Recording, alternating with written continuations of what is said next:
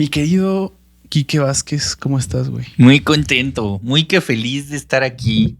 Creo que es la primera vez que estamos así en un contenido frente a frente. Contenido, sí, seguramente sí. Sí, o sea, sí, porque tú estás atrás. ¿Alguna vez? Usualmente. Ajá, sí. Normalmente estoy atrás, ese es mi papel casi todo el tiempo. Pero en este momento dijimos Liz y yo, bueno, Liz se aventó desde hace mucho tiempo a hacer la funa. Y yo tenía este proyecto, te comentaba ahorita que tenía este proyecto desde hace mucho tiempo planeado. Pero ya varios se me adelantaron en la carrera. Eso lo puedes decir en la funda, por ejemplo. Mira, pinche gente. No. O sea, no es que, o sea, no es una idea, no estoy descubriendo el hilo negro ni nada de eso. O sea, simplemente te comentaba antes de empezar que yo tenía la idea de justo un poco como pretexto de acercarme al ambiente creativo y a la gente que tiene como proyectos muy originales. Como pretexto para hablar con ellos, yo quería tener un podcast. Uh-huh. Y me acuerdo que mi mayor inspiración era Hola Yo Rubio. Que ese güey sí me parecía como una persona demasiado articulada y demasiado capaz y culta y conoce de muchos ámbitos. Entonces, cuando yo era muy fan de este güey y dije, creo que, o sea, ese güey lo lleva a la política, yo quisiera llevarlo hacia las lo artes. Creativo. Ajá, hacia las artes, hacia la gente que hace música. Y entonces, el pretexto o el disparador de la conversación para mí fue cómo sobrevivir al fin del mundo. O sea, okay. Siento que las habilidades que tenemos, desde las más básicas hasta las más, o sea, siento que para todo necesitamos la creatividad, ¿no? Entonces, sí. Desde saber, no sé, desde lo más básico para ti, o sea, por ejemplo, empezando con la primera pregunta, para ti, ¿qué crees, qué habilidades crees que tú tienes que te ayuden a salir de un pedo como una pinche apocalipsis? Como tú te la imagines. Zombie, okay. No sé, un asteroide. Creo que una de las cosas que sé son primeros auxilios psicológicos. Creo que mucha gente no pone en perspectiva la importancia que es estar situado en el apocalipsis, ¿no? Creo que fue algo que aprendí en el terremoto de 2017. Sí. Que todo mundo quería como, y la comida y el agua y no sé qué, pero una persona en shock no responde. Sí, no. Por más que tengas todo previsto, sí, una persona en shock no va a responder. Entonces creo que esa información. Sí, primero prende el... Ajá, exactamente. Y ya después vemos cómo le hacemos. Sí, exacto. Y creo que sí. Es mi más grande asset en el apocalipsis. Ajá. Sería ese, creo. Echarle la mano a la gente que anda acá. Es que hay muchas maneras de estar en shock. La que más... las que más comúnmente vemos es como esta gente que está como en una euforia total de todos vamos a morir. Y que típicamente en las caricaturas les das una cachetada y reaccionan. Ajá. Esa es como una forma muy común de ver a gente en shock. Pero también está la gente que literalmente en blanco y se paraliza y no se mueve y no... esa es otra forma. O gente que de plano no entiende lo que le estás diciendo del shock en el que está. Entonces creo que saber qué hacer en esos casos es un gran asset para mí. Y también saber qué función cumples. Sí. Porque muchas veces creemos que una forma de ayudar en el apocalipsis es evitando el apocalipsis de alguna manera. O sea, ya estando ahí es como ¿cómo hago para no estar en el pedo, en el conflicto? Sí. Y creo que también una de las preguntas que hay que hacernos es, si estoy en este conflicto, ¿dónde está el límite? Porque pues sí, o sea, yo sí he pensado como, si soy del apocalipsis, sé que yo voy a ser de los que los zombies se los van a comer. O sea, no tengo muchas habilidades en ese sentido, pero sé gestionar recursos, por ejemplo. Tengo información de con cuánta agua, con cuánta comida puede sobrevivir una persona. Entonces puedo racionar eso. Sí. O sea, tener ese tipo de información. pero creo que lo más importante son los primeros auxilios psicológicos, porque sí. Y sí por ejemplo, que... cuando fue este pedo, o sea, nada más como por ejemplo, cuando fue en este pedo, cuando tú reaccionaste en decir voy a echarle la mano a la gente a reaccionar, ¿cómo reaccionaste tú? O sea, ¿hay forma de que tú te puedas como ayudar a ti mismo a agarrar el pedo? Sí. Es que estuvo muy curioso porque de alguna manera tenía información porque en ese entonces estaba estudiando, pero cuando se suscitó la emergencia, literalmente la UNAM nos mandó a todos en un auditorio y fue primeros auxilios psicológicos. ¿Qué hay que hacer? Paso A, paso B, paso C. Y literalmente yo lo llamo entro en modo de emergencia o en modo brigadista. Que entro en modo brigadista porque como que sí te dejan muy claro que tu meta es salvar la integridad, salvar la vida tuya primero que tú estés bien y luego salvar la integridad de la gente que está a un brazo de distancia de ti. Ok. Entonces, cuando entro en modo brigadista es cómo puedo salvar y estoy hablando de un terremoto. Entonces, cuando hablamos de un terremoto es primero seguir las reglas así de tonto, pero no corras, no grites, no empujes, aléjate de las ventanas y ponte en un lugar en donde el daño hacia tu cuerpo sea lo mínimo. Y creo que en cualquier circunstancia apocalíptica, esas son las reglas que hay que seguir. Sí. Y siento que ya es algo que no piensas. O sea, es algo que se activa en mi cabeza a partir de ahí. Manera. Exacto, es instintivo. Entonces, al ser algo así de automático, creo que de alguna manera tú pierdes la perspectiva. Porque en ese momento era como esa es mi labor. Y creo que algo que hay que presupuestar, o sea, creo que algo que sirve mucho es pensar desde antes en esas cosas para saber. Las personas ansiosas, vamos un pasito adelante. Exactamente. Pero justo a mí me calma saber que yo ya tengo un protocolo armado. Ya sea abiertamente o indirectamente, pero tengo el protocolo de los tenis que no tengo que amarrarme son los que están al lado de la puerta, por ejemplo. Sí. Entonces, si pasa algo, no dormir desnudo. Parece una tontería, pero no dormir desnudo te puede salvar la vida. Entonces, siempre, por más ridícula que sea mi pijama, no dormir desnudo te puede salvar la vida. Entonces, y la correa de mi perro está al lado de la puerta. O sea, como que obviamente ahora lo digo abiertamente, pero antes yo tenía como mis protocolos, porque luego hay gente. Cuando vivía con mi familia, por ejemplo, a mi hermana y a mi mamá les ponían ansiosos siquiera pensar en la posibilidad de que pudiera temblar. Entonces era un tema que yo no podía hablar abiertamente. Sí. Pero pues yo sabía en dónde estaban mis tenis, en dónde estaba la puerta, qué tenía que hacer y qué tenía que decir para que mi mamá y mi hermana, a pesar de entrar en shock, hicieran lo que era necesario hacer. O sea, como pensar de antemano en esas cosas.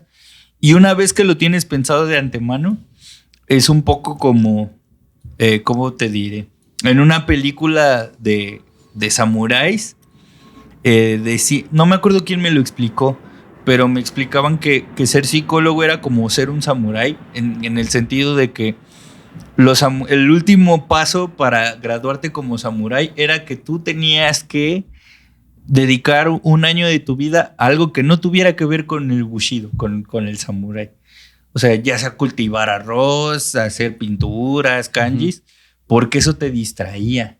Entonces, el examen final era cuando tuvieras amenazada tu integridad, en ese momento salieran los conocimientos que tú tenías para salvarte. Wow. Ser psicólogo de emergencias es un poco así.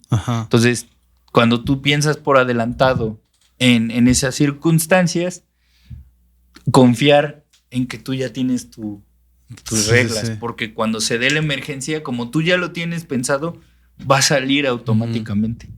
Y sí, o sea, parece una tontería, pero pensar de antemano y saber lo primero que voy a hacer es esto, y luego esto, y luego esto, y tener los referentes visuales, por ejemplo, de mis tenis en la puerta, la correa de mi perro en la puerta, o sea, para mí son un recordatorio constante y diario de qué hacer en caso de... En caso de... Ajá. Yo por eso te digo que la ansiedad te puede salvar la vida, porque nosotros ya hemos vivido esos escenarios antes de que pasaran. Uh-huh. Entonces es como de... Yo ya viví esto en mis sueños.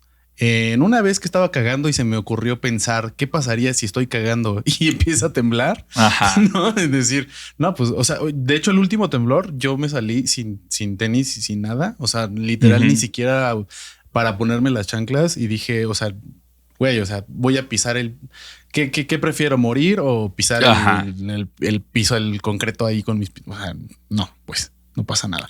Y creo que pensarlo por adelantado, pero tener esos recordatorios visuales en mi caso, también me ayudó a no vivir ansioso. ¿Ah, sí? Sí, o sea, para mí sí fue como ya sé qué hacer. Ya.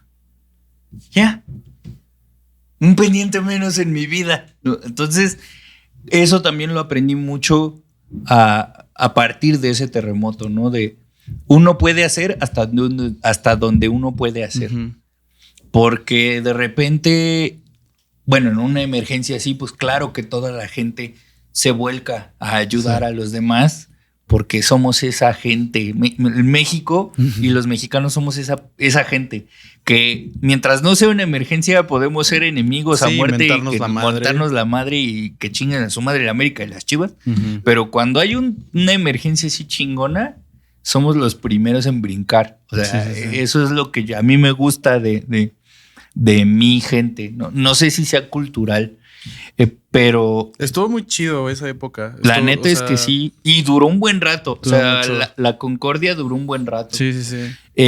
Ya después entrabas a Twitter y ya... Y se pudrió la momia. Sí. Porque aparte Twitter fue muy importante en ese terremoto, porque la gente se organizó a partir de Twitter y empezaba como a mandar de que, oigan, aquí necesitamos y tal. Y también de Facebook, en ese momento surgió también lo de... No sé si se han dado cuenta que en Facebook está un apartado de emergencia. Sí. Que en cuanto entras te dicen terremoto en Taiwán, en tal. Uh-huh. O manda ayuda a tus amigos. Entonces, creo que surgió también de ahí. Te fijas que fue la primera catástrofe nacional en donde ya teníamos redes sociales. Uh-huh. Y que supimos muy rápido qué hacer. Supimos qué hacer. Ajá. Eso me sorprende. O sea, eso es como, por ejemplo, una prueba de cómo los recordatorios que tenemos constantes nos recuerdan ahora sí que sabemos para qué sirven las cosas. Ajá. Entonces, como que en chinga unes los hilos, ¿no? O sea, de decir, o sea, puedo utilizar esto porque ya lo tengo, porque ya lo utilizo para otras cosas. Sí. Pero lo puedo, o sea, ahí es en donde entra justo la creatividad, ¿no? Porque estás uniendo un hilo de dos cosas que antes no tenían conexión. Sí, y justo por ejemplo, de ese proceso sale, por ejemplo, como las estrategias que yo puedo armar en caso de una emergencia. Pero también de ese conectar los hilos han salido rutinas mías de comedia. Uh-huh. Me acuerdo que una de las rutinas que yo estoy más orgulloso de haber escrito, pero que también salieron como que, según yo, bien de la nada, pero ya que lo ves en retrospectiva es como, pues claro.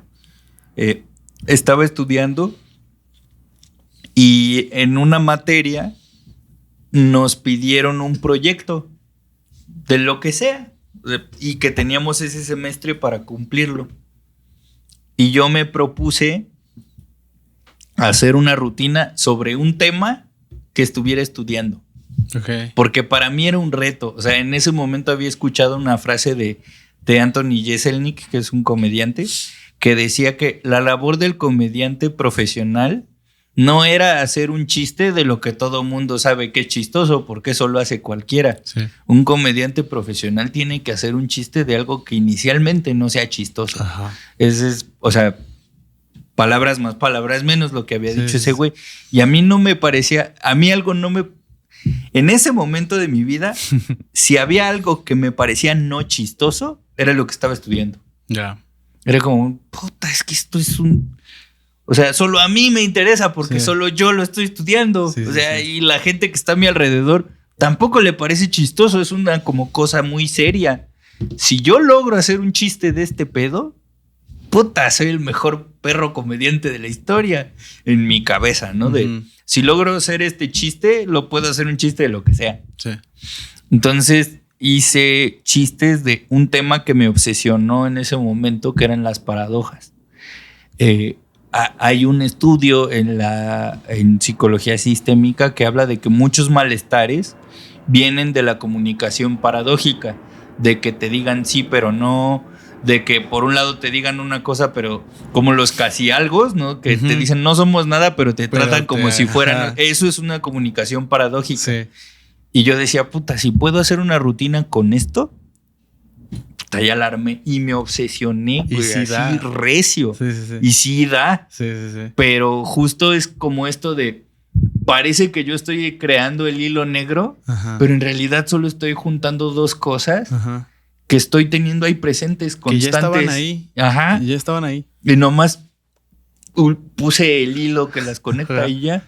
Sí, sí, sí. Pero pues están estos recordatorios constantes de pues estoy estudiando ese tema y además pues tengo que ir a hacer opens y tengo que trabajar de comediante porque pues de eso trabajo.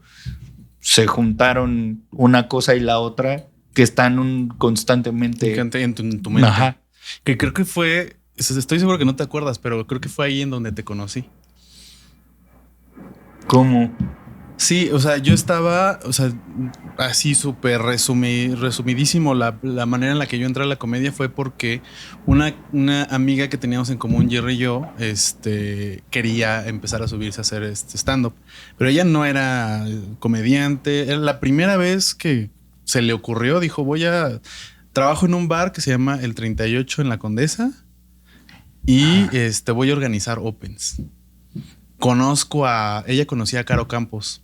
Conozco a Caro Campos y le voy a decir que si me ayuda a hacer un... Ya me acordé, en un bar que estaba enfrente de la bodeguita de en medio. Ajá, sí. Ya sí. Y claro. Ahí te conocí a ti, conocí a ¿cómo se llama? Juan Carlos Escalante. Ajá.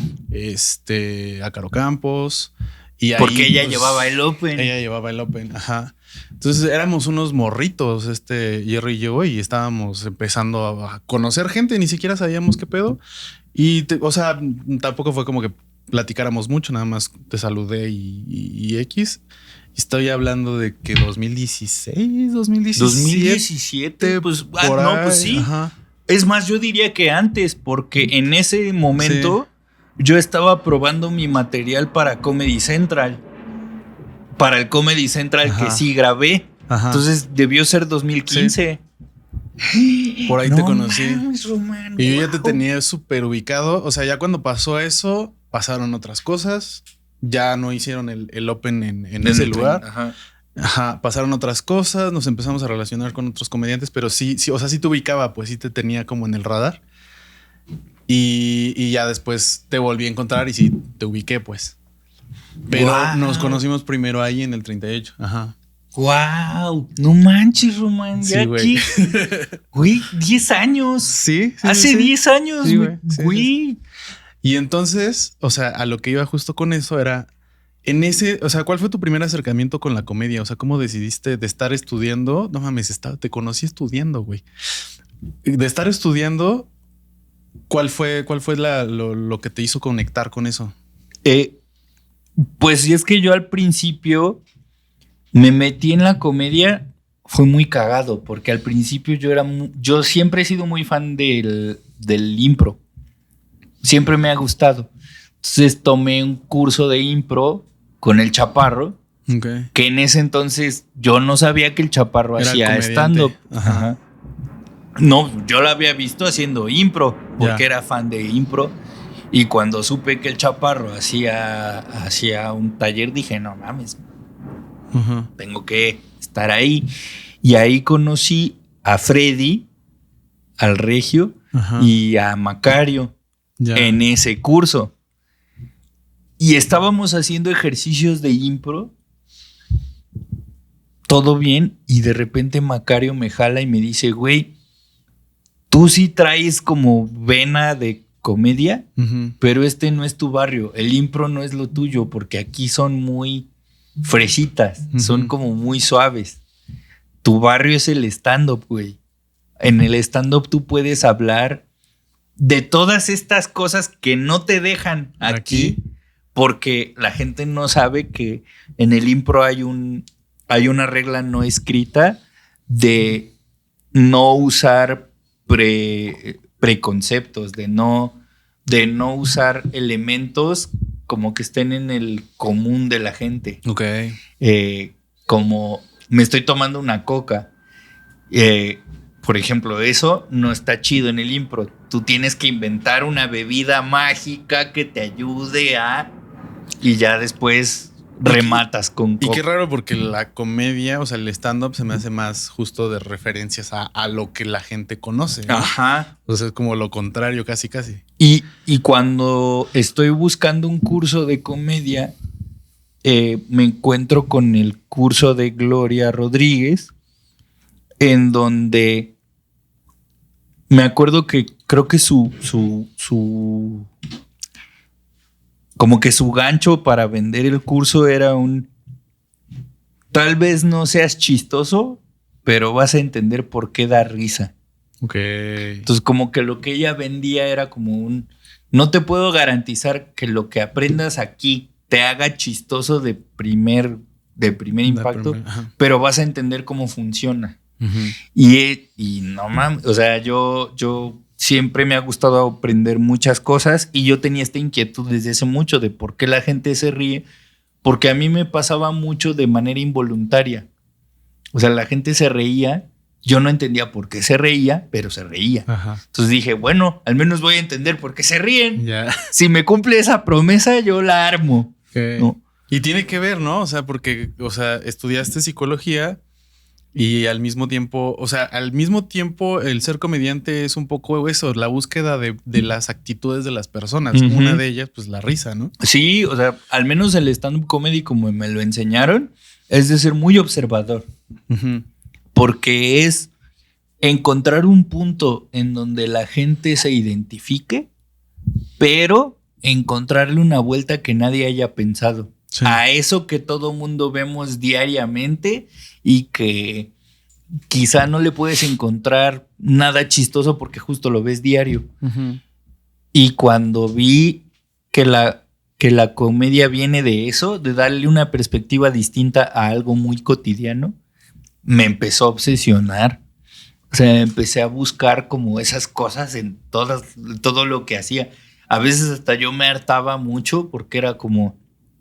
Güey, el agua es como el vino, pero no emborracha. Eso es obvio, pendejo. Sí. Ya deja de andarle buscando 3 pies al gato, ¿no? Sí. Pero se me hizo un ejercicio muy interesante empezar a pensar cómo puedo quitarle lo cotidiano a lo cotidiano. Ajá. ¿Y cómo empezaste, o sea, justo ya aprendiste las bases, las herramientas del stand-up? Y ahora ya tienes que hacerlo tú. O sea, ya le quitaron las rueditas a la bici. Ajá. Y cómo empezaste a encontrar tu camino. Porque el stand-up me gusta mucho porque es el concepto en Estados Unidos o en inglés es como te tienes que... Eso es como una postura, ¿no? Estás tú imponiendo una postura de pensamiento y lo estás haciendo chistoso, ¿no? Es una rutina, es como un discurso, es como un monólogo. Entonces ahí tenías ya que poner tu tesis, ¿no? Sí, poner tu idea. Ajá. Fue chistoso. Me acuerdo que en una de las clases que Gloria nos dio, una de las primeritas cosas que me acuerdo que nos dijo de el stand-up, me dijo, el stand-up no solo se trata de ser chistoso, porque ser chistoso lo vas a aprender con las herramientas, porque el humor tiene una manera de funcionar, sobre todo en el español. Hay una matemática. Sí. Y también lo aprendí mucho con Gus. Para mí, los dos profesores que me formaron en mi manera de entender el stand-up, sobre todo, fueron Gloria y Gus. Y me dijeron, bueno, Gloria dijo, el stand-up se trata de tener algo que decir y de decirlo. O sea, de tener ese algo que siempre habías querido decir, pero no te habían dado permiso, pero te dijeron que estaba mal o te dijeron que estás loco o lo que sea. Tener algo que decir y de atreverte a decirlo. Al principio va a dar miedo, sí, porque pues todo mundo tenemos esas cosas indecibles, ¿no? Todos hemos pensado cosas indecibles. El reto es hacer chistoso eso que no estás dispuesto a decir. Entonces, o sea, tú puedes darte cuenta cuando una comediante o un comediante van empezando porque siempre hablan de sí mismos. Yo me veo así, yo me he visto así, yo soy tal, yo hago tal. Y el segundo paso en mi cabeza es como algo que me dijo Gus, que me dijo, habla de un tema que te obsesione, que tú pienses todo el tiempo, sí, que veas cotidianamente. Y yo, uno de los temas de los que empecé a hablar después de mi primera rutina, que mi primera rutina es explicando quién soy. Sí, es como los artistas, los músicos, que es como tu primer disco es todas las canciones que tenías toda tu vida antes de tu primer disco. Ajá. ¿No? Pero el segundo disco ya tiene un referente. Entonces, ¿no? Entonces ya no. Te tienes toda tu vida para hacer tu primera rutina. Ajá, sí, tal cual. Y después de la primera rutina viene que ahora sí que quieres decir. Ajá. Y cuando me hice esa pregunta, yo me había dado cuenta de que tenía muchas preguntas sin resolver, pero que desde siempre como que yo estaba loco por hacer esas preguntas, okay, ¿no? Entonces mi cabeza funcionaba de manera de, si no me vas a dejar hacer preguntas, yo voy a dar la respuesta que yo quiera. Ajá. Entonces empecé a pensar, ¿por qué la gente no me ve raro? Y una de las primeras cosas que pensé, pues porque estoy guapo. Fue una manera de también tirar, o sea, porque Gloria siempre decía también que en la comedia uno tiene que ser irreverente incluso con uno mismo. Sí. Uno tiene que faltarle al respeto a las ideas que uno mismo tiene sobre sí mismo. Sí. Y una de las ideas que yo tenía sobre mí mismo era que soy feo. Ya. Yeah. Por eso a la gente le da miedo voltearme a ver. Uh-huh. Entonces una manera de jugar con esa expectativa es como, yo sé que la gente me voltea a ver porque camino raro. Y yo sé que tú lo piensas, uh-huh, pero no te lo voy a decir. Te lo voy a esconder lo más que pueda, uh-huh, porque mi intención en ese sentido o en ese momento era, te voy a hacer darte cuenta de lo hipócrita que eres. Uh-huh.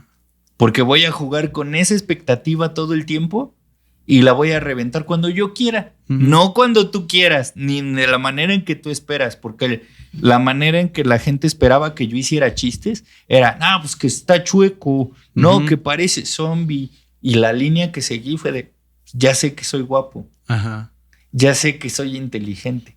Y entonces, una de las ideas que siempre me habían gustado y que siempre había querido decir y que no encontraba cómo era, yo de niño pensé que esto era lo normal. Uh-huh.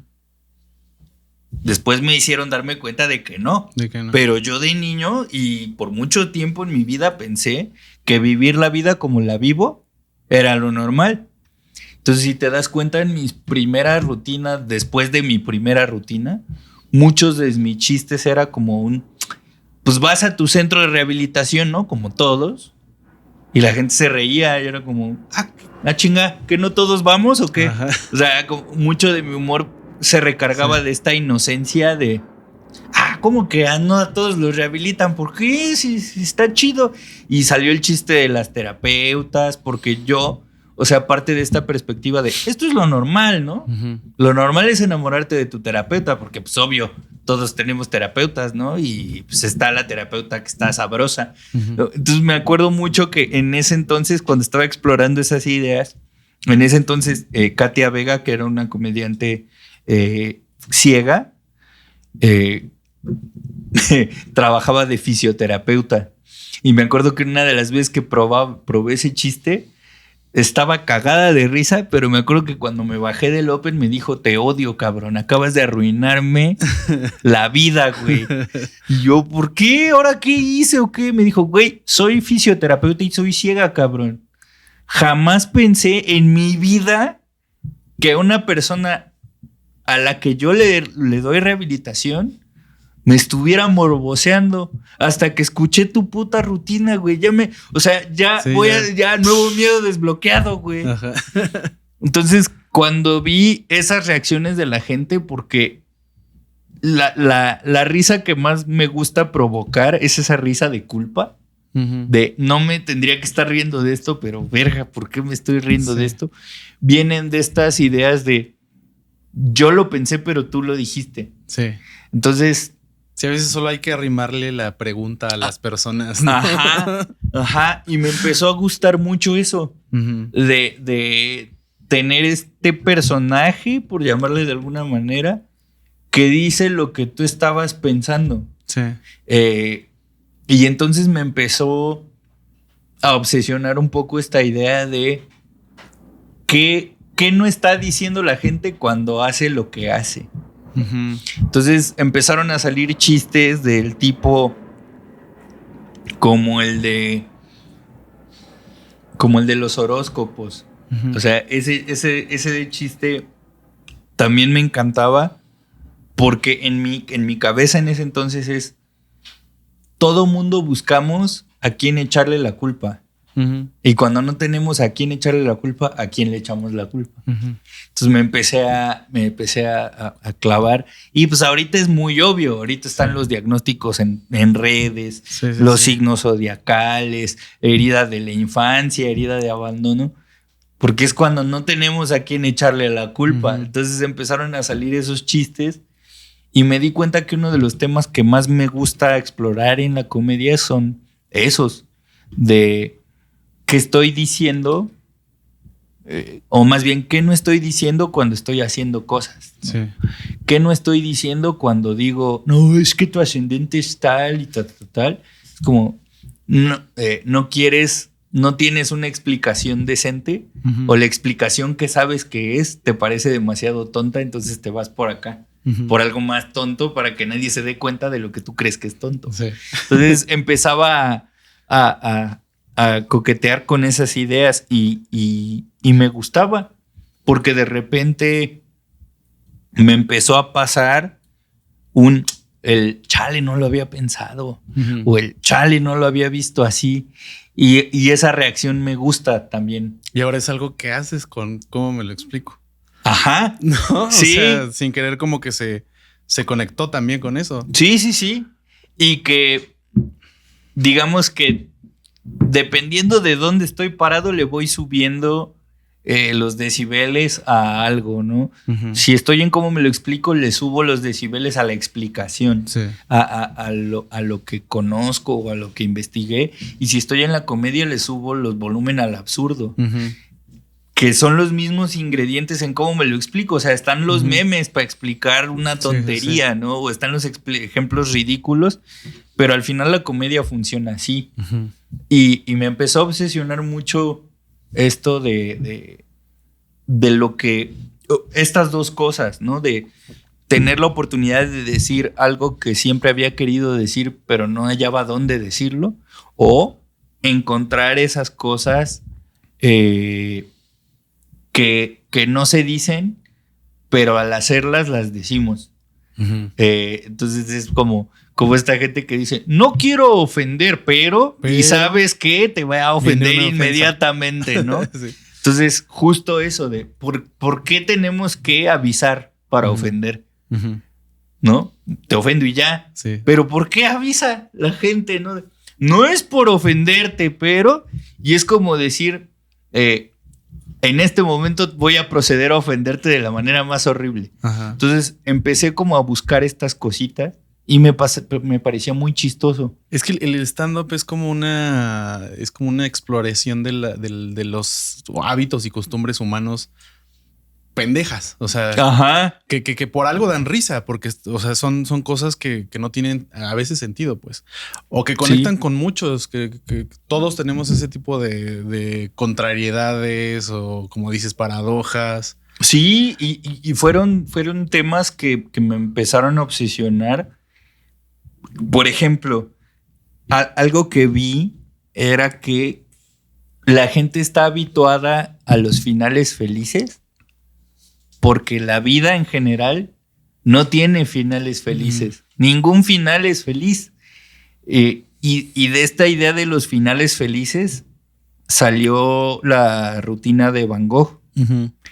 Porque yo, o sea, un poco en la comedia, más bien, un poco en la terapia, empecé a encontrar el punto común de que muchas personas van a terapia por no sentirse suficientes, ellas mismas. Y que no tiene que ver con ningún trastorno, ni ninguna enfermedad, ni ningún diagnóstico de nada. Es solo la gente no nos sentimos suficientes en general. Porque nunca vamos a ser suficientes. Todos tenemos una expectativa en nuestra cabeza que creemos que hay que cumplir. Sí. Entonces, cuando yo me di cuenta de eso y empecé a pensar que el final feliz era aceptarnos a nosotros mismos, pero como no existen los finales felices, ¿cómo le voy a hacer para resolver este problema? Entonces empecé a pensar como en ejemplos de o sea, la expectativa que tiene la gente es un final feliz. La gente está buscando un final feliz.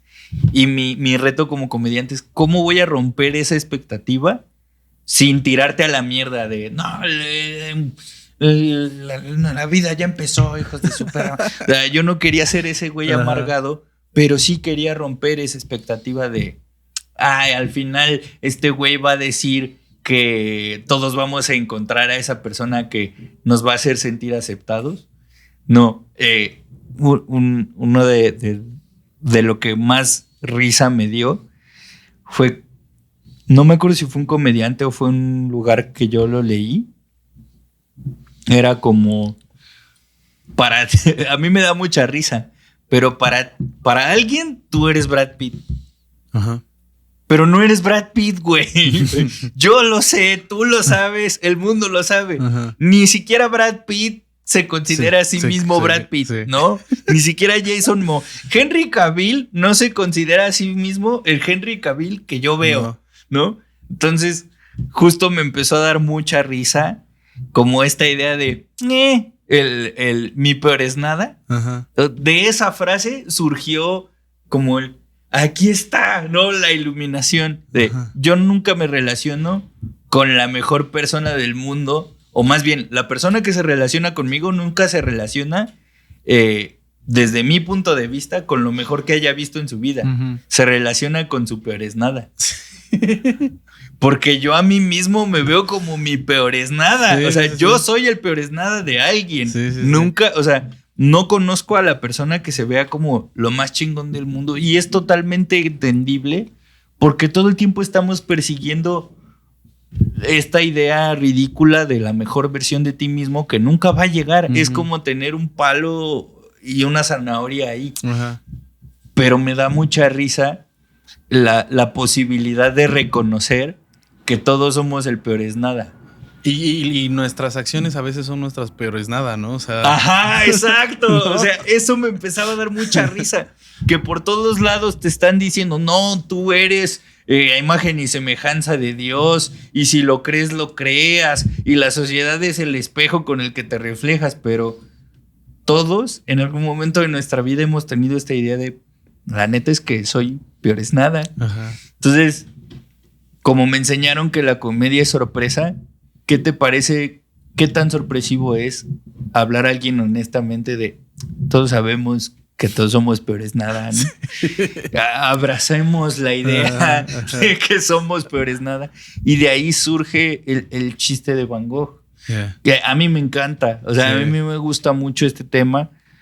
Porque también viene alimentado de muchas de las cosas que aprendí en terapia y que aprendí en la escuela. Como, de nuevo, unir estos puntos. Como que todo se juntó. Entonces, solo en algún momento también leí este libro que es muy famoso de robar como un artista. O sea, que no se trata de robar, sino de repente las ideas que vas teniendo y las ideas que vas conociendo y que te van obsesionando y que te van gustando se van a conectar de alguna manera. No sabemos cuál, pero tú tienes que seguir escribiendo y seguir hablando y seguir aprendiendo y estudiando, porque en ese punto te va a llegar la iluminación de la manera más pendeja.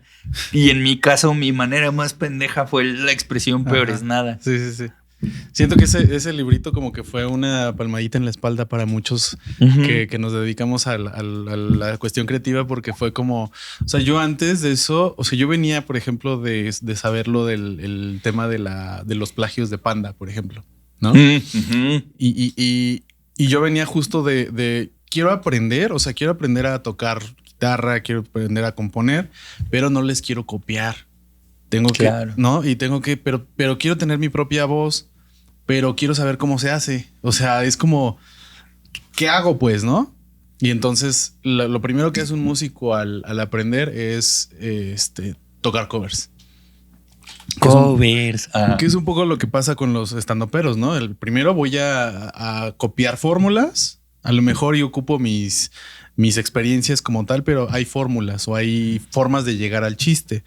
Y acá los músicos pues también tenemos que seguir la fórmula para llegar a los acordes o las melodías, ¿no? Y cuando me tocó, cuando llegó ese libro a mi vida fue como de, güey, está bien. O sea, está bien. Agarra las herramientas que puedas de este compositor. Agarra las herramientas que tengas de este. Incluso yo tenía incluso hasta frases de libros que yo quería meter en las letras de mis canciones. Claro. O cosas así. Y nadie lo ha. O sea, sí existe esto. O sea, existe la frase en el libro y existen unos acordes de una canción de Arjona, pero nadie los había juntado. Claro, ¿no? Claro. Y de ahí uno se hace de sus fórmulas, ¿no? Poniendo el ejemplo de Arjona, Arjona pone metáforas súper absurdas, ¿no? Tiene unas fórmulas. Pero ya es una fórmula, tú ya reconoces. Ya hay mofas de eso. Ajá, exacto, hay memes. Hay memes de eso. Pero justo. Que el pobre güey a decir chido, puta madre, ya me cacharon. Ya, maldita sea. Que igual, o sea, a mí por eso me daba mucha risa esto que hizo Adal Ramones con Arjona, de que puso palabras al azar. Ajá. Y dijo, ahora vamos a hacer una canción. Y que la canción es solo conectar cosas que parece que no tienen conexión. Analogías bien pendejas. Exacto. Entonces, pero justo así es. O sea, por ejemplo, a mí me gusta mucho el blues, escucharlo, tocarlo y aprender. O sea, de hecho creo que es de lo único que en música llevé clases de blues, porque ni siquiera eran clases de como de armonía, no, blues. Órale. Un guitarrista argentino que se llamaba Ángel de Mayo. O sea, ya murió, pero cuando lo conocí en un toquín, en un bar de blues, además. Wow. Entonces, para mí, no hay género más virtuoso que el blues. Sí. Porque el blues son 3 acordes que se repiten y se repiten y se repiten y se repiten. Y lo único que va a diferenciar esa canción es lo que hagas en medio, con lo que tengas, con lo que sepas. Y cuando yo vi tocar a ese señor, dije, ¿qué pedo? ¿De dónde sacó todo eso? ¿De dónde vi? ¿Qué? Creo que cuando te explota más la cabeza es cuando aprendes a tocar blues. Ajá. ¿No? Entonces yo dije, este güey me tiene que enseñar algo. ¿No? Dije, ¿cuánto cobras por? Y me dijo, no, es que yo honestamente no doy clases porque pues no estudié música, yo no soy músico, no sé explicarte. Y le dije, no, es que yo no quiero que me expliques el blues, yo quiero que me enseñes a tocar como tú tocas. Y creo que eso le hizo mucho sentido. O sea, si yo quiero aprender de armonía, agarro un libro y voy con un profe y, a ver, el círculo de quintas y el círculo de cuartas y bla. Yo lo que quiero es que me enseñes cómo encontraste el sonido que tú encontraste. Y sus clases me gustaban mucho. De hecho, hace poco me encontré como hojas con notas de él y me decía, bueno, te voy a enseñar el camino que yo seguí para tocar como toco. Y bueno, te voy a enseñar a Albert King. Albert King es uno de los primeros blueseros en eléctrico que existieron y vas a escuchar estos 2 discos y vamos a sacar frases como tú de los libros. Me dice, vamos a sacar frases de Albert King y tú me vas a decir cuáles son los sonidos que para ti es como, si escucho esta guitarra, es Albert King. Y ahí me tienes, o sea, escuchando Albert King. Y de repente escuché ciertos patrones. Y es como, Albert King hace esto. Bien, ahora vamos con B.B. King. Wow, vas a escuchar estos 2 discos. Escuela del rock. Sí, tal cual. Y me vas a decir cuáles son las características que tú escuchas de B.B. King. No, pues B.B. King es una cajita, el vibrato, o sea, si tú escuchas el vibrato, sabes que es B.B. King. Sí. Y que él hace algo, ya después investigué cómo se llama lo que él hace para poder explicarlo, pero si él toca una nota, toca la misma nota 2 octavas después. Y parece que está haciendo algo súper complicado, pero no. Y es como un sello de él, del piu, y que se regresa.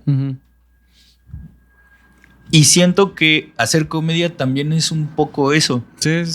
O sea, si a mí me preguntas como quién quisiera ser, yo quiero ser como el Carlos Vallarta, Mike Birbiglia, Carly, Disca. Eso. Ajá. Pero para lograr eso, tengo que aprender a pensar como piensa George Carlin, pensar como piensa Vallarta, pensar como piensa Mike Birbiglia. Y no es que yo me meta en sus cabezas. O sea, de hecho, yo sigo el podcast de Mike Birbiglia y él siempre tiene un mantra que dice: haz la comedia que quisieras ver. Ya. Yeah. No la comedia que ya está. Haz la que quisieras ver. Sí. Y, por ejemplo, en México, yo no encuentro un Mike Birbiglia. Incluso hay gente que trató de hacer los monólogos de Mike Birbiglia en teatro. Fue decoroso el intento, pero no es Mike Birbiglia. Sí. O sea, literalmente compraron los derechos de su monólogo para poder hacer. Y lo entiendes, pero no es Mike Birbiglia o no es George Carlin. O sea, George Carlin trataron de resucitar a Carlin con IA. Y sí, pero no. Sí, o sea, sí suena a Carlin, pero no es Carlin. Y es justo esto. Es como tocar blues. Yo no quiero ser Albert King, ni B.B. King, ni Johnny Winters, ni John Mayer. No, yo quiero ser yo, pero me gusta cómo suena eso. Quiero aprender a hacer eso que suena bonito para yo meterlo cuando yo lo quiera meter. Entonces, justo cuando entendí también eso, que la comedia se trata de usar lo que sabes para o sea, la única manera de ser original es usar estas fórmulas para hablar de lo que tú quieras. Usar estas fórmulas como lo de Johnny Winter y B.B. King y Freddie King y Albert King. Usa estas fórmulas para tocar lo que tú quieras. Y de repente salen cosas. O sea, yo tuve por un tiempo una banda de covers, evidentemente. Y de repente se nos ocurrió de mamada hacer las rolas de José Alfredo Jiménez en blues. Ok. Porque yo sostengo que si José Alfredo Jiménez hubiera nacido en el delta del Mississippi, hubiera sido bluesero. Bluesero. O si los bluseros hubieran nacido en Guanajuato, hubieran sido rancheros. Y salían cosas bien chidas. O sea, la gente de repente nos iba a escuchar por escuchar una rola de José Alfredo en blues. Y no descubrimos nada nuevo, no hicimos nada nuevo bajo el sol, solo dijimos, ¿se podrá? Y sí, y que se puede. Entonces, yo me acuerdo que una vez hice algo bien, pues incluso hasta cancelable, porque igual y no estaba bien haberlo hecho, pero una vez estaba yo tratándome de aprender las melodías con la guitarra. Uh-huh. O sea, las melodías de la voz. Ok. Yo las intentaba hacer en la guitarra. Entonces una vez hice la melodía de una canción de los Beatles y ya la tenía como bien aprendida, ¿no? Y después como que armónicamente me hizo sentido con una canción de Nirvana. Y dije... un mashup. Dije, voy a hacer los acordes de la canción... voy a hacer los acordes de la canción de Nirvana con la melodía de la canción de los Beatles. Y entonces lo hice, lo maché, pero como en ese momento no tenía en dónde grabarlo, dije, voy a tratar de recordarlo. Entonces lo estaba tocando y en una clase de guitarra me dice mi maestro, güey, está bien chido eso. ¿Es tuyo? Y yo, sí. Güey, no mames, está bien chida. Grábala, güey. No mames, tú eres un compositor nato, güey. ¿Qué pedo con eso? ¡Guau! Y por un tiempo me colgué la medallita de que sí, soy un compositor bien chido. Claro. Cuando realmente, pues lo que hice fue combinar cosas que ya existían. Pero pues, ¿qué tanto dista eso que hiciste? O sea, porque ahorita me hiciste pensar en Damon Albarn. Uh-huh. Cuando le preguntaron, güey, ¿cómo hiciste Clint Eastwood, güey? Es una puta joya, ¿cómo se te ocurrió? Y no sé si has visto la entrevista. No, creo que no. Entonces, Damon Albarn saca un tecladito de esos de juguete. Uh-huh. Y dice, ahí está. Y empieza a tocar uno de los presets del tecladito. Y es el beat de Clint Eastwood tal cual. No. Así. Tun, tin, tin, tun, tin, tun, tin, tal cual. Y el güey así. ¿Qué? Y dice, sí. De ahí salió. Y el break es el break que viene en el tecladito, mira. Y el güey, ¿qué? Y el rap, pues es que él cuenta la historia de que antes era fan de unos raperos y le pidió a un rapero que hiciera un verso, uh-huh. Que la canción que él había, o sea, lo único que él escribió de letra es como el estribillo. Uh-huh. Y que el rap le dijeron, no, pues escribe un rap de esto. Y el rapero dijo, qué mamada, yo estoy haciendo mi disco y este güey quiere que haga una canción de algo que me vale totalmente madre. Voy a decir cualquier mamada y que se quede en la rola. Entonces tenemos un güey que agarró el rap de un rapero harto. Que le valió madre. Que le valió verga con un beat de un tecladito con un estribillo que le escribió. O sea, para mí es casi que parecido a esto de... ¿Sí? Yo agarré este pedacito y este pedacito. Obviamente no estoy diciendo que se vale plagiar. Sí, estoy diciendo que hay recursos ahí. Sí. Que quizá uno no sabe cómo se llaman. Y que los quiere usar, ¿no? Entonces quiero aprender a usarlo. Un poco desde la ignorancia. Sí. Pero no es que yo agarre como las canciones de ahora que agarran Llorando se fue. Literalmente. Literalmente. No. Es que así como leemos un libro y hay una frase que nos pega, escuchamos una canción y hay una línea debajo que dices, ¿qué fue eso? Y luego está en nuestro inconsciente. Luego está en nuestro inconsciente. O luego pasa, por ejemplo, en la comedia que dices, voy a escribir un chiste sobre celulares y vas a un open y ves a un comediante y hace el chiste que tú estabas pensando y dices, puta cola, ¿qué? Y es un poco eso. Eso me pasa todo el tiempo. Sí. Muchas gracias, Manix. Neta que estoy muy agradecido por por haberte tenido en este podcast, güey, que nos podíamos seguir. Puta, sí, claro. Seguir y luego nos seguimos. Igual luego regresas, luego nos echamos una chelita o algo. Eso. Pero qué chido conocer justo cómo tú conectaste esos puntos para hacer una carrera, güey. O sea, eso está bien loco que yo eso es algo que yo todavía estoy como en la búsqueda de conectar esos puntos y lograr hacerlo algo exitoso, o deja tu exitoso, más bien que se mantenga. Sí. ¿No? En el tiempo. Y tú lo has hecho bien chido, güey. Entonces, muchas gracias. Pues es un honor haberte tenido, güey. Muchas gracias. Eres casi el padrino. Bobby y tú fueron los padrinos de este proyecto. Maestro. Ves al maestro Roberto. Mi amigo personal. Y pues bueno, suscríbanse aquí al canal de Les Producers. Aquí está la Funa y este proyectito que también estoy comenzando con mucho cariño.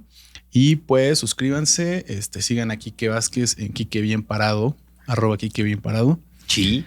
Y en ¿Cómo me lo explico? Ahí, en mi canal de YouTube, que está igual ahí, @Quique Bien Parado. En YouTube está Cómo me lo explico y Desenfoques. Cómo me lo explico es todo lo que quisiste saber de psicología. Yo lo explico con memes. Y Desenfoques es el análisis de cualquier contenido disca.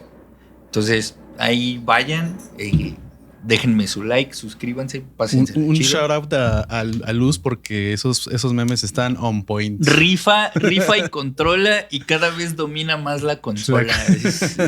Está muy cañona. Muy chingón. Me hace parecer más chistoso de lo que en realidad soy. Y bueno, pues muchas gracias y nos vemos en el siguiente episodio. Gracias, Manix. Gracias, Manix. It's just the end of the